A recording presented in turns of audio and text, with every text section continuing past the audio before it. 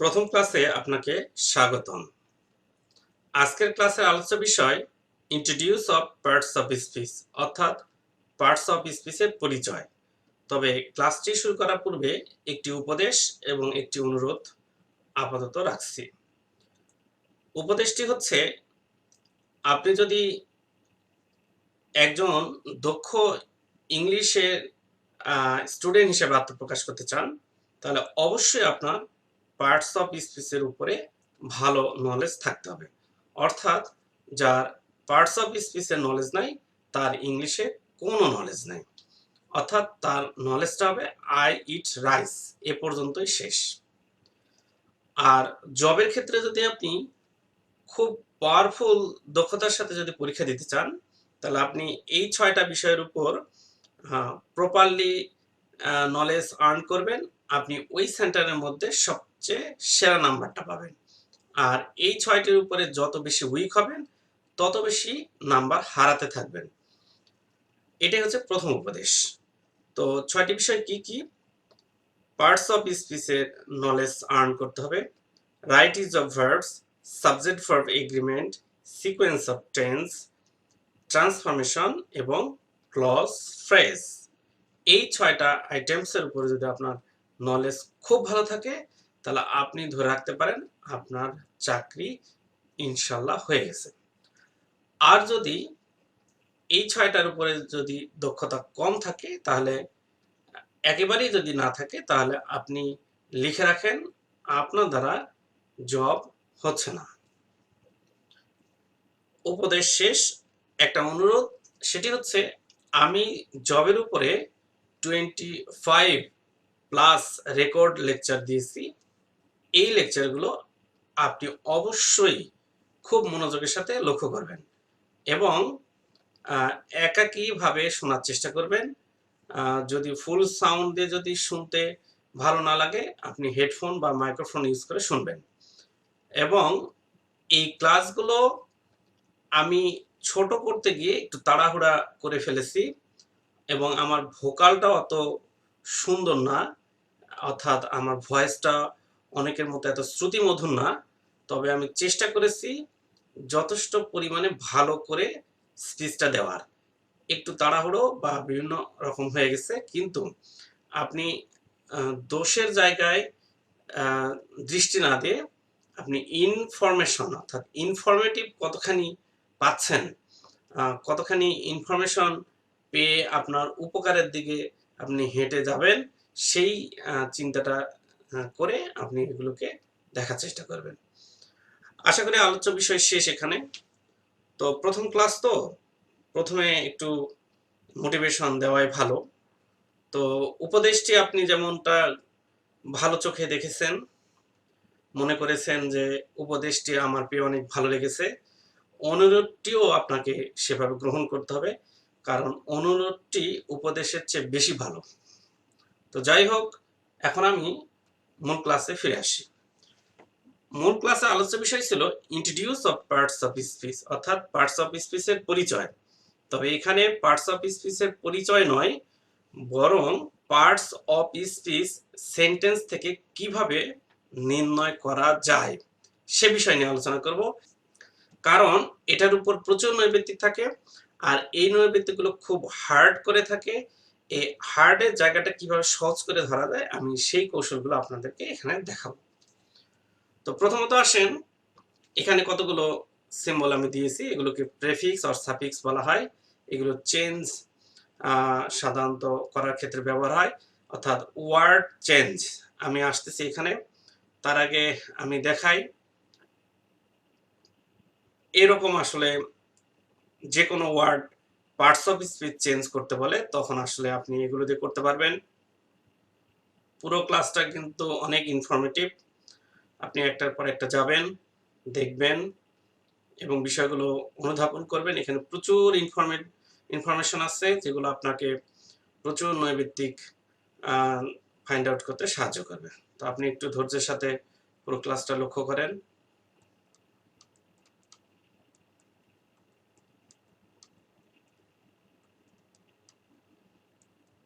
এখানে যে বিষয়টা দাঁড়াচ্ছে সেটা হচ্ছে, প্রথমে ইনফরমেশনটা আমি এভাবে ক্লিয়ার করি।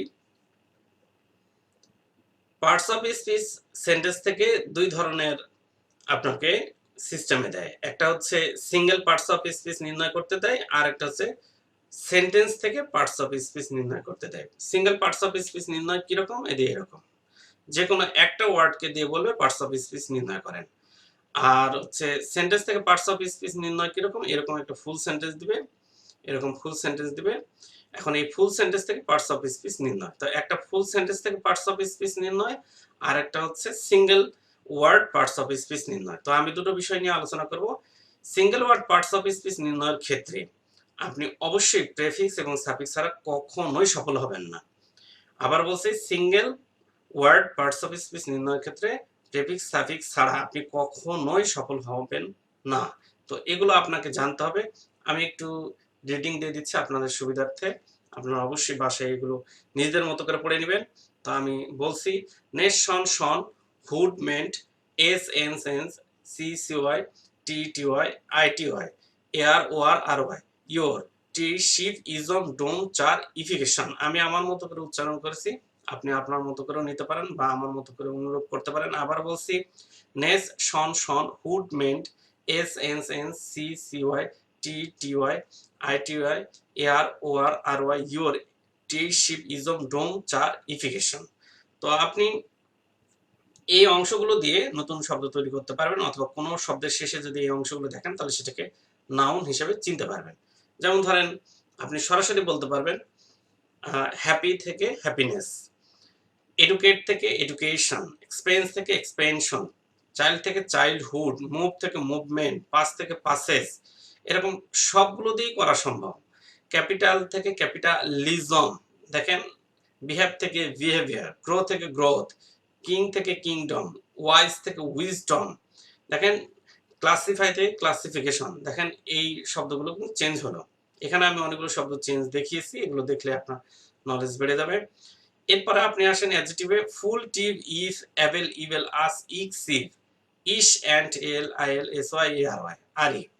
দেখেন, ish, bookish, expensive, impossible, fame থেকে ফেমাস, ডেমোক্রেসি থেকে ডেমোক্রেটিক, আইসি থাকলে অ্যাডজেক্টিভ হয়, বিউটিফুল, অ্যাক্টিভ, কমফোর্টেবল, দেখেন হচ্ছে কিন্তু, এসেনশিয়াল, এডুকেশনাল, দেখেন এল দিলে adjective, necessary, necessity, independence, independent, ent, এন্স।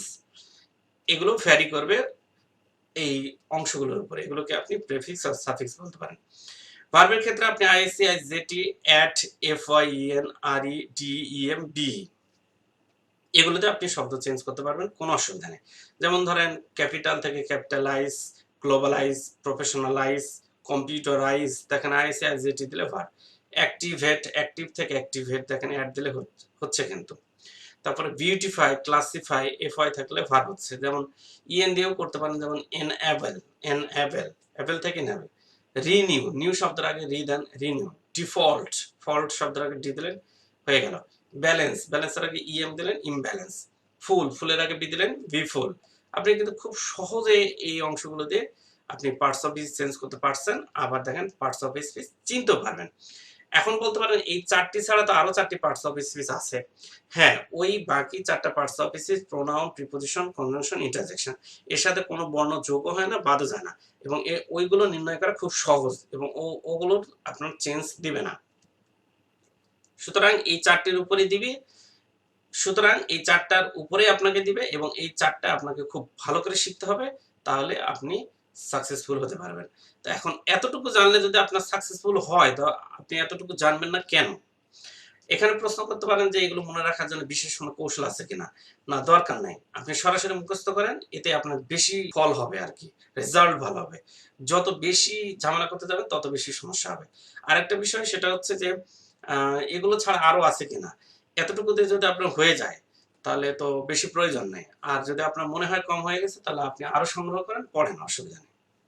এখানে আমি অনেকগুলো চেঞ্জ দিয়েছি, দেখেন চারটা চেঞ্জ করা যায় সেটাও আমি দিয়েছি। তো এই বিষয়গুলো প্রমাণিত হলো single word parts of speech নির্ণয় এবং গঠনের ক্ষেত্রে আপনাকে খুব সাহায্য করে। তো এখানে দেখেন নীল কালিগুলো অ্যান্সার, দেখেন কোনটা নাউন, টিওয়াই, টিওয়াই ওখানে ছিল।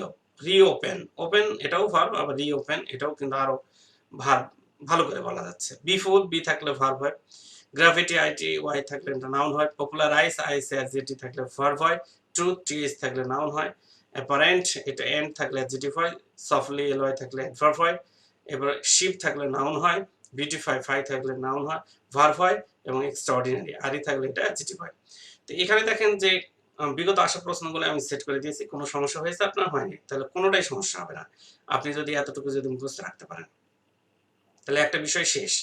সিঙ্গেল পার্টস অফ স্পিচের কাহিনী আজীবন শেষ। এখন আসেন সেন্টেন্স থেকে পার্টস অফ স্পিচ নির্ণয়ের জন্য কতগুলো বিষয় আপনাকে খেয়াল করতে হবে। আমি কিন্তু পার্টস অফ স্পিচ কিন্তু আপনাকে ওই কিন্ডারগার্টেনের মতো পড়াচ্ছি না। আমি যেটা পড়াচ্ছি সেটা হচ্ছে সিঙ্গেল ওয়ার্ড পার্টস অফ স্পিচের নির্ণয়গুলো ছিল প্রথমে, শেষ। এখন আসেন হচ্ছে সেন্টেন্স থেকে কিভাবে পার্টস অফ স্পিচ নির্ণয় করবেন সেটার বিষয়গুলো আমি আপনাকে দেখাচ্ছি। তো বিষয়টা যদি এরকম হয় যে, যেমন ধরেন এরকম সেন্টেন্স, এই যে দেখেন এগুলো কিন্তু সেন্টেন্স। একই ওয়াল কিন্তু দেখেন একবার অ্যাডজেক্টিভ হয়েছে, একবার নাউন হয়েছে, একবার অ্যাডভার্ব হয়েছে, একবার প্রোনাউন হয়েছে। তা একই ওয়াল ব্যক্তিগত পরিচয় কিন্তু প্রোনাউন। তাহলে এটা যে একবার অ্যাডজেক্টিভ, একটা নাউন, একটা অ্যাডভার্ব, একটা প্রোনাউন কেন হলো এটা তো নিশ্চয়ই জানতে হবে। এটা তো সিঙ্গেল ওয়ার্ড না, এটা সেন্টেন্স থেকে বলছে। একই এনি দেখেন 4 প্রকার, একই বার্ড দেখেন 4 প্রকার, একই ডাউন দেখেন 4 প্রকার। তো এগুলো জানতে গেলে আপনাকে পার্টস অফ স্পিচ সেটিং জানতে হবে, সিস্টেম জানতে হবে। এই সেটিং এবং সিস্টেমগুলো এখন আমি আপনাকে দেখাচ্ছি। একটু ধৈর্যের সাথে বিষয়গুলো কিন্তু খেয়াল করতে হবে। আপনাকে প্রথমেই আমি বলেছি যে আপনার ক্লাসটা ছোট করতে গিয়ে আমাকে একটু দ্রুত বলতে হয়েছে। আপনারা তো 1 ঘন্টা ক্লাস দেখেন না, তো কি করব? 1 ঘন্টা বেশি হয়ে গেলে তো আরো দেখবেন না। তো সেখানে একটু দ্রুততার সাথে আপনাকে লক্ষ্য করতে হবে। তো এখন আসেন, আমার কাজ এখান থেকে শুরু। তো প্রথমত হচ্ছে বলছে নাউন বলতে তো নাউনই আমরা জানি, কিন্তু অন্যান্য পার্টস অফ স্পিচ গুলোও কিন্তু নাউন হতে পারে। তো প্রমাণ আমি এখানে দেখানোর চেষ্টা করছি। অ্যাডজেক্টিভ নাউন হতে পারে, যেমন ধরেন অনেস্ট, শুধু অনেস্ট কিন্তু অ্যাডজেক্টিভ, কিন্তু দা অনেস্ট যখন বলছে তখন নাউন হচ্ছে। কেন? আর্টিকেলের পরে নাউন বসে, অর্থাৎ ডিটারমিনার পরে নাউন বসে। তো আর্টিকেলের পরে নাউন বসে, তো এটাকে যেহেতু নাউন হয়ে গেছে, এটা হচ্ছে যে বিশেষ করে কি শ্রেণীবাচক, সততা বানরা এরকম বলছে আর কি। তো অনেস্টি এটাও কিন্তু নাউন হয়ে গেছে টিওয়াই দিয়ে। দেখেন আবার ভার্বকে নাউন করা যায়, আর্টিকেলের পরে ভার্ব আসছে, এটা নাউন। এই দেখেন অ্যাডভার্বকে নাউন করছে, আর্টিকেলের পরে আসছে, প্রিপজিশনের সাথে এস যুক্ত করে এটাকে দেখেন নাউন করে ফেলছে। তারপরে দেখেন এখানে কনজাংশন নাউন হয়ে গেছে, নো এর পরে নাউন বসে, টু এর পরে যদি কোনো ভার্ব বসে তাহলে সেটি নাউন হয়ে যায়। দৃশ্যত কিন্তু এটা ভার্ব, কিন্তু এটাকে আপনি এখন আর ভার্ব বলতে পারবেন না, এটা নাউন। এখন আসেন যে নাউন কিভাবে আপনি চিনবেন, নাউন কোথায় কোথায় বসে, নাউনকে কিভাবে সেন্টেন্সে সেট করা হয় সেই সিস্টেমগুলো আমি শেখাবো। তার আগে আমি আপনাকে ডিটারমিনার একটা ধারণা দেবো। ডিটারমিনার ছাড়া নাউন হয় না। তো এই শব্দগুলো কিন্তু এক প্রকার ডিটারমিনার। তো এই ডিটারমিনার গুলো আপনাকে কিন্তু মুখস্থ করতে হবে, কারণ এগুলো সবগুলো সংখ্যাবাচক শব্দ। A an the, this, this, every, each, either, neither, no, any, এভাবে সবগুলো মুখস্থ করবেন। এগুলো সিঙ্গুলার, এগুলো প্লুরালে পূর্বে, আর এটা হচ্ছে আনকাউন্টেবলের পূর্বে এগুলো বসে। কিসে পরে বসে? নাউনে পরে বসে। সংজ্ঞাটা দেখেন তাহলে বুঝতে পারবেন। এখন আসেন এই ডিটারমিনার গুলোর পরে নাউন বসে, তাহলে মানে এগুলোর পরে নাউন বসে। তো ওই উপরে তো তাই দেখলেন এখানে। তো এখন আসেন যে আর্টিকেলের পরে নাউন বসে বা ডিটারমিনার পরে যদি নাউন বসে তার প্রমাণ দেখেন। এই যে দেখেন এখানে আসছে, এই যে আর্টিকেল দিয়ে আসছে, দেখেন ক্যাপাসিটি, মেনি আসছে, ডিফারেন্সেস, দেখেন রেসপন্সিবল থেকে রেসপন্সিবিলিটি কেন আসছে, এই যে আর্টিকেল, এই যে দেখেন ডিটারমিনার। তো এটা একটা প্রমাণ করে যে ডিটারমিনার পরে নাউন বসে, আপনি কিন্তু ওটাকে নাউন করতে বাধ্য। দেখেন ডিফারেন্ট কিন্তু ইউজ করতে পারলেন না, ডিফারেন্স। ক্যাপাসিটি শব্দটা কিন্তু নাউন করতে বাধ্য হয়েছেন। ডেভেলপমেন্ট, ডেভেলপও পারেননি, রেসপন্সিবলও পারেননি। এখন আসে ডিটারমিনার পরে যদি অ্যাডজেক্টিভ বসে তাহলে পরেরটা নাউন বলবেন। দেন এ বিউটিফুল আসছে, তার মানে অ্যাডজেক্টিভ আসছে, তাহলে পরেরটা নাউন হবে। অনুরূপভাবে প্রিপজিশনের পরে নাউন বসে, দেখেন প্রিপজিশনের পরে নাউন বসে। এখন প্রিপজিশনের পরে যদি অ্যাডজেক্টিভ থাকে তাহলে তার পরের ওয়ার্ডটাকে আপনি নাউন বলবেন। এই যে যেমন এই যে নাউন বলবেন, এটা অ্যাডজেক্টিভ। এরপরে চলে আসেন পজিটিভের পরে নাউন বসে। পজিটিভ বলতে প্রোনাউনের থার্ড নম্বর ফর্ম। তাহলে পজিটিভের পরে যদি নাউন বসে, হ্যাঁ নাউন বসে, কিন্তু পজিটিভ পরে যদি অ্যাডজেক্টিভ বসে তাহলে পরেরটা নাউন হয়। তাহলে দেখেন এখানে 3টা সূত্র 6টা হয়ে গেছে। ডিটারমিনার পরে নাউন বসে, প্রিপজিশনের পরে নাউন বসে, পজিটিভের পরে নাউন বসে। এখন এদের পরে যদি অ্যাডজেক্টিভ থাকে তাহলে তার পরে নাউন বসে। 4 নম্বরটা ওই ডিটারমিনার সাথে সম্পর্ক, এটা তেমন কঠিন না, এটা আপনি পড়লে বুঝতে পারবেন। 5 নম্বর আসেন হ্যাভ, হ্যাজ, হ্যাড, হ্যাভিং। এই শব্দগুলো আমরা জানি যে ভার্ব, এদের পরে ভার্বের পাস্ট পার্টিসিপল বসে। যদি ভার্বের পাস্ট পার্টিসিপল না বসে তাহলে নাউন বসবে। খুব simple. The learner should have awareness, দেখেন হ্যাভ এর পরে অ্যাওয়ারনেস আসছে। আর্টিকেল ডি এর পরে ভার্ব বসলে আইএনজি হয়, আর না হলে নাউন বসবে, কারণ আর্টিকেল একটা ডিটারমিনার, ডিটারমিনার পরে নাউন বসে, কিন্তু ভার্ব বসলে আইএনজি করে দিবেন, এটাকে ভার্বাল নাউন বলে।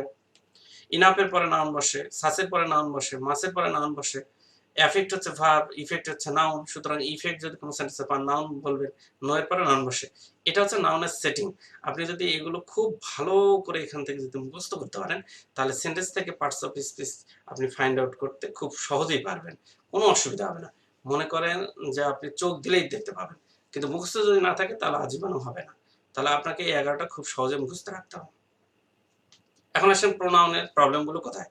প্রোনাউনের আপনি এই প্রকার ভেদের শব্দগুলো জানবেন।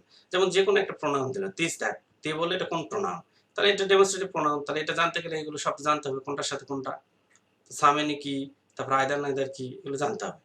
এরপর আছেন বক্স থেকে। প্রোনাউনের 4টা ফর্ম আছে, একটা হচ্ছে সাবজেক্ট, একটা অবজেক্ট, একটা পজিটিভ। তবে পজিটিভের 2টা ফর্ম আছে, একটা অ্যাডজেক্টিভ, একটা হচ্ছে প্রোনাউন। তো পজিটিভ প্রোনাউন কোনটা, যেটা হচ্ছে প্রোনাউনই আর কি। আর পজিটিভ অ্যাডজেক্টিভ কোনটা, যেটা নাউনে পড়ে বসে। এগুলো সব নাউনে পড়ে বসে, তাই এটা পজিটিভ অ্যাডজেক্টিভ। তো ধরেন মাই দিয়ে দিল, মাই কোন প্রোনাউন, এটা পজিটিভ বলবেন, তবে পজিটিভ অ্যাডজেক্টিভ বলবেন। আর যদি মাইন যদি থাকে তাহলে সেখানে আপনি পজিটিভ প্রোনাউন বলবেন। আসলে যে কোনো শব্দ দিয়ে আপনাকে বলতে পারে এটা প্রোনাউনের কোন ফর্ম, চলে গেল। এবার পরে আসেন অ্যাডজেক্টিভ। অ্যাডজেক্টিভের প্রকারভেদ থেকে প্রশ্ন আসার সম্ভাবনা খুব কম থাকে, কারণ এটা সবাই ধরতে পারে। তারপরে কোয়ালিটি কি, কোয়ালিটি হচ্ছে দোষগুণ জাতীয় অবস্থা। কোয়ান্টিটি কি, পরিমাণবাচক শব্দ বোঝালে। নাম্বার কি, সংখ্যা বোঝালে। আর প্রোনাউন গুলো যখন আপনার অ্যাডজেক্টিভ হয়ে যায় তখন ওটাকে প্রোনোমিনাল অ্যাডজেক্টিভ বলা হয়। তো এতটুকুই, আর কিছুই নাই। এখন আসেন অ্যাডজেক্টিভের সেটিং জানলে আপনি সেন্টেন্স থেকে অ্যাডজেক্টিভ বের করতে পারবেন। তো কোথায় কোথায় বসে, নাউনের পূর্বে অ্যাডজেক্টিভ বসে, অ্যাডভার্বের পরে অ্যাডজেক্টিভ বসে, ইনাফের পূর্বে অ্যাডজেক্টিভ বসে, সো টু এর পরে অ্যাডজেক্টিভ বসে, বি ভার্বের পরে অ্যাডজেক্টিভ বসে, লিঙ্কিং ভার্বের পরে অ্যাডজেক্টিভ বসে। এটা আপনাকে মুখস্থ করতেই হবে। টু বি এর পরে অ্যাডজেক্টিভ বসে, নট এর পরে অ্যাডজেক্টিভ বসে, নো এর পরে নাউন বসে, নট এর পরে অ্যাডজেক্টিভ বসে। ম্যাচ করে দিয়েছি। এখন প্রশ্ন হচ্ছে, আপনি যদি এগুলো জানেন তাহলে এদের পরে যে শব্দটা দেখবেন সেটা অ্যাডজেক্টিভ বলবেন, এটাই স্বাভাবিক। তো আপনি যদি এরকম সেটিং গুলো না জানেন তাহলে তো পার্টস অফ স্পিচ নির্ণয় সেন্টেন্স থেকে পারবেন না। তাহলে এখানে আর দুইবার বলার প্রয়োজন মনে করছি না, আপনি দেখলেই বুঝতে পারবেন। এরপর আসেন অ্যাডভার্ব। অ্যাডভার্বের যে বিষয়টা সেটা হচ্ছে, অ্যাডভার্ব বলতে এলয় জাতীয় শব্দ অনেকেই মনে করে থাকে, কিন্তু এলয় ছাড়া তো অ্যাডভার্ব আছে নাকি। তো সেখানে যে কাজটা করতে হবে সেটা হচ্ছে যে আপনাকে এই পরিচয়গুলো জানতে হবে। তো আপনার যে কোনো একটা শব্দ দিয়ে বলতে পারে এটা কোন অ্যাডভার্ব, তো আপনার না জানা তো সমস্যা। তো এগুলো কি সংজ্ঞা জানতে হবে, না দরকার নাই, সরাসরি শব্দ জানতে হবে। আপনি এগুলো সব রিডিং দেবেন, কোনটা টাইম, কোনটা প্লেস, কোনটা ম্যানার। তাহলে আপনার প্রচুর অ্যাডভার্বের ধারণা চলে আসবে যে আসলে অ্যাডভার্ব বলতে যতটুকু জানতাম তা না, তার চেয়ে অনেক বেশি, যেগুলো আপনার নির্ণয় করতে সুবিধা হবে। এখন অ্যাডভার্ব কোথায় কোথায় বসে বা কিভাবে সেন্টেন্সে মডিফাই করে। অ্যাডভার্ব সাধারণত নাউন এবং প্রোনাউনকে মডিফাই করে না। নাউন এবং প্রোনাউন ছাড়া অন্য 6টা পার্টস অফ স্পিচকে মডিফাই করে, এমনকি পুরো সেন্টেন্সকে মডিফাই করতে পারে। এরপর কিন্তু প্রশ্ন আসতে পারে।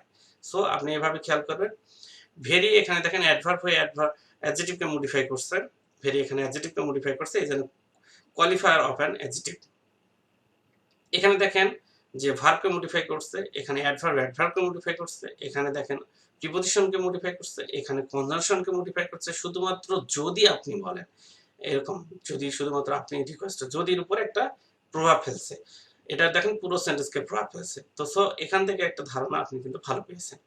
এখন আসেন ভার্ব। ভার্ব থেকে আপনি প্রচুর প্রশ্ন পাবেন, তবে ভার্বের ক্লাস আলাদা আছে, সেখানে আপনি এটা খুব ভালো করে করে নেবেন, আপনার কোনো সমস্যা হবে না। তো এখানে তেমন বলার কিছুই নেই। স্ট্রং ভার্ব, উইক ভার্ব বলতে এতটুকুই বলা যেতে পারে, সেটা হচ্ছে ভেতরের বর্ণ চেঞ্জ হলে এটাকে স্ট্রং বলা হয়, শেষের বর্ণ চেঞ্জ হলে এটাকে উইক বলা হয়। দেখেন শেষের বর্ণ চেঞ্জ হয়েছে, এটা খুব সিম্পল। প্রিপজিশন একটা ক্লাস করানো হয়েছে, সেটা আপনি দেখে আসেন, প্রিপজিশনে কোনো সমস্যা হবে না। এখন এই প্রিপজিশন গুলো আপনার হচ্ছে প্রকারভেদ আছে, প্রকারভেদ থেকে অনেক সময় থাকে। তো সেক্ষেত্রে একটা প্রিপজিশনকে যদি ভাঙলে দুটো পাওয়া যায় তাহলে সেটাকে আপনি ডাবল প্রিপজিশন বলবেন। আর আরেকটা যে এটা দেখেন দুটো অ্যাটাচ করলে একই রকমই হয়, আর যেটা দুটো অ্যাটাচ করলে ভিন্ন হয়ে যায় সেটার নাম হচ্ছে কম্পাউন্ড প্রিপজিশন। তো এটা চোখে দেখলেই বোঝা যায় কোনটা কম্পাউন্ড কোনটা ডাবল। এতটুকুর মধ্যে অনেক সময় থাকে, আর কিছুই না। কনজাংশন এতটুকুই যে এই অংশগুলো আপনি ভালো করে যদি মুখস্থ রাখতে পারেন তাহলে এগুলো কনজাংশন হিসেবে ব্যবহার হয়, এটাকে দেখলেই চেনা যায়। তবে আপনি প্যারালাল স্ট্রাকচার একটা ক্লাস আছে, সেটা আপনি করে আসেন, তাহলে কনজাংশনের উপরে ওটা কিন্তু পুরোটাই নেওয়া। তো ওইটা দেখলে আপনার কনজাংশনের প্রবলেমগুলো সব চলে আসবে। এরপরে আসেন ইন্টারজেকশন। ইন্টারজেকশন তো খুব ইজি, কারণ ইন্টারজেকশন চিহ্ন দেখলেই বোঝা যায়। তো এখন যে আপনি এখানে দেখে আসলেন, আমি একটু প্রথম থেকে আসছি। সিঙ্গেল পার্টস অফ স্পিচ তো কোনো সমস্যা নাই, সিম্পল নালেই শেষ। আর এখানে নাউনের সেটিং যদি দেখেন তাহলে কিন্তু আপনি নাউন বের করতে পারবেন। প্রোনাউনের তো সিস্টেমগুলো সাধারণ। অ্যাডজেক্টিভের সেটিং যদি জানেন অ্যাডজেক্টিভগুলো ক্লিয়ার হবে, অ্যাডভার্বের সেটিং যদি জানেন তাহলে অ্যাডভার্বগুলো ক্লিয়ার হবে। এছাড়া বাকিগুলো এমনিতেই আপনার পরিচয়বাচক। এখন দেখেন এখানে আপনি কিন্তু খুব সহজেই এখন ধরতে পারবেন কোনটা আসলে কোন পার্টস অফ স্পিচ। যেমন ধরেন এখানে দেখেন অল মেন, তাহলে দেখেন এই অলটা কিন্তু নাউনকে মডিফাই করছে, তাহলে নাউনের পূর্বে কি বসে? অ্যাডজেক্টিভ বসে। তা আমরা দেখে আসছি ওখানে যে অ্যাডজেক্টিভের পরে নাউন বসে, নাউনের পূর্বে অ্যাডজেক্টিভ বসে। তো আমি এই জায়গাটা আরেকটু পরিষ্কার করে দিচ্ছি। দেখেন এখানে একটু সূত্রটা দেখেন, এই সূত্রটা 80% ওয়ার্ড সেটিং এর ক্ষেত্রে আপনাকে সাহায্য করবে। প্রথমত ধরেন আপনি অ্যাডভার্ব নিচ্ছেন, অ্যাডভার্বের পরে কি বসে? অ্যাডজেক্টিভ বসে। তাহলে অ্যাডজেক্টিভের আগে কি বসে? অ্যাডভার্ব বসে। অ্যাডজেক্টিভ পরে নাউন বসে, তাহলে নাউনের পরে কি বসে? অ্যাডজেক্টিভ বসে। নাউনের পরে কি বসে? অ্যাডভার্ব বসে। তা এখন যদি আপনি লম্বাটা যদি মনে রাখতে না পারেন তাহলে আপনি এইভাবে মনে রাখেন যে অ্যাডভার্ব পরে অ্যাডজেক্টিভ বসে, অ্যাডজেক্টিভের পূর্বে অ্যাডভার্ব বসে, অ্যাডজেক্টিভের পরে নাউন বসে, নাউনের পূর্বে অ্যাডজেক্টিভ বসে, নাউনের পরে অ্যাডভার্ব বসে, মেইন ভার্বের পরে অ্যাডভার্ব বা নাউন বসে। এতটুকু যদি জানেন তা আপনি প্রচুর সেটিং কিন্তু পারবেন, কোনো সমস্যা হবে না। তো সেটার উপরে একটা পুরো সেটিং দেওয়া হয়েছে। দেখেন অ্যাডভার্ব, তারপরে অ্যাডজেক্টিভ, তারপর নাউন, তারপর আবার অ্যাডভার্ব, ঠিক এই পুরো সেটিংটা এখানে দেখানো হয়েছে। এরপরে আপনি কিন্তু এখানে প্রচুর ইয়েগুলো পাবেন, তবে আমি একটু শেষ করে দেওয়ার পূর্বে আরো আমাকে একটু সময় দেন। দেখেন একই শব্দ ভিন্ন পার্টস অফ স্পিচ হয়ে গেছে। এখন যদি আপনি সেটিংটা যদি ভালো করে জানেন তাহলে কিন্তু আপনার কোনো সমস্যা হয় না।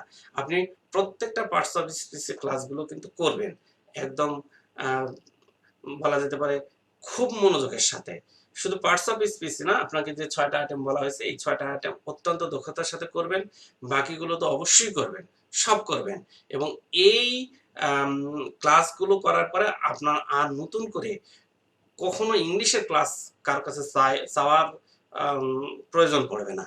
আপনি নিজেই বস হয়ে যাবেন।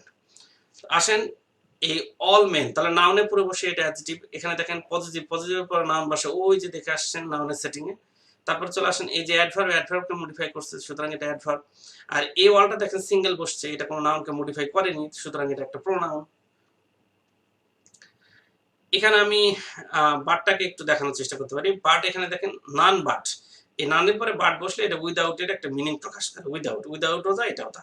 তো এই বাটটা তখন আসলে প্রিপোজিশন হিসেবে কাজ করে। আবার দেখেন যে এই বাটটা যদি বাদ দেন তাহলে এখানে কিন্তু ভার্ব পাওয়া যায় না, ভার্ব পাওয়া যায় না। তো ভার্ব ছাড়া তো সেন্টেন্স হয় না, তাহলে এটাই ভার্ব।